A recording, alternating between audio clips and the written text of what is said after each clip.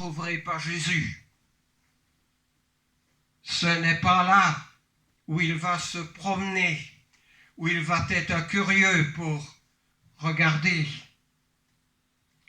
Il y a eu les 10 plaies parce que les Égyptiens contrecarraient la sortie de ceux qui appartiennent à Christ. En parlant du culte, il y avait les 2 fils d'Aaron, Nadab et Abihu.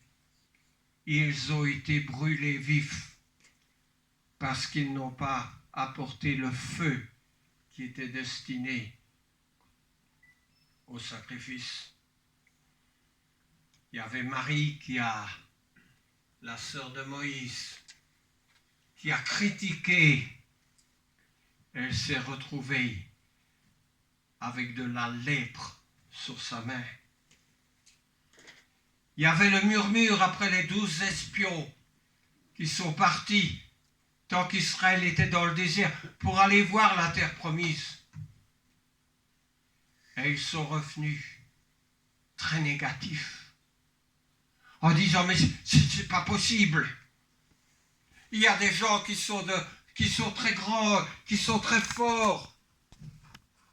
Nous n'allons pas réussir. Et il y en avait 2, Caleb et Josué, qui ont dit, si Dieu le veut, on va réussir. Il n'y a que ces 2-là qui sont entrés dans la terre promise.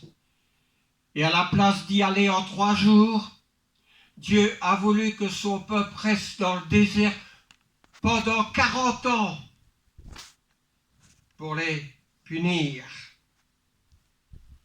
Alors dans le désert, il y avait des révoltes. On appelle ça la plaine de Moab, ça ne vous dit pas grand-chose, sauf si je vous dis que ces gens qui ont murmuré, qui ont critiqué, qui se sont révoltés contre Dieu, il y en a eu en un seul jour 24 000 qui ont péri. Dieu les a fait périr.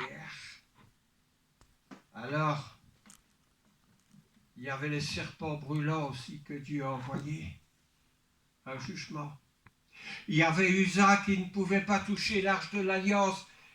Et dans un tournant, cette arche a failli basculer. Il a mis ses mains pour la retenir. Il est tombé raide mort. Parce que l'arche ne pouvait pas être transportée sur un chariot, mais portée à bras des prédicateurs. On a voulu, on va la mettre sur un chariot. C'est plus pratique. Comme nous disons souvent, c'est plus pratique. Ce serait mieux. Le plan de Dieu n'était pas respecté. Il est tombé mort. Et je m'arrête là parce que dans la parole de Dieu qu'on appelle la Bible, vous trouverez beaucoup de jugements. Alors Jésus nous prévient dans les évangiles. Jugement, jugement, jugement. Faites attention. Quand un aveugle conduit un aveugle, dit Jésus, il